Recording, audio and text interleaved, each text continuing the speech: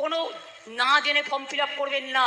আপনার ডিটেলস নিয়ে গিয়ে ভোটার লিস্ট থেকে নাম্বার দিয়ে দেবে, আর নিয়ে বলবে এই নাও এনআরসির নোটিশ নাও। আমরা মানব না। আমরা চাই আমার আদিবাসী হোক, আমার তপশিলি হোক, আমার দলিত হোক, আমার হিন্দু হোক, আমার মুসলমান হোক, আমার শিখ হোক, আমার কন্যাশ্রী হোক, সবার ভোটার লিস্টে যাদের এন্টাইটেল তাদের নাম তুলতে হবে।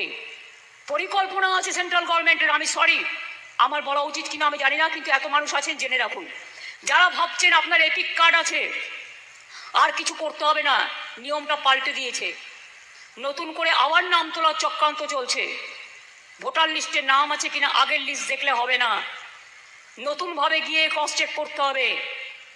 আর যাদের এখন 2002 সালের আগে জন্ম হয়েছে, 2002 সাল পর্যন্ত, বলছে তাদের বাবা মায়ের বার্থ সার্টিফিকেট লাগবে।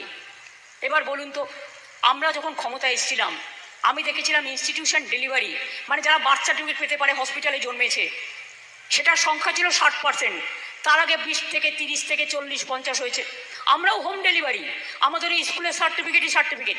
এবার আপনারা আমাকে বলুন, এখন যদি বলে 2 সালে যারা 18 বছর বয়স হয়েছে, 2 সাল থেকে আজকে যোগ করুন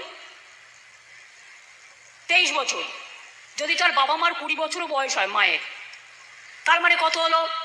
46 বছর।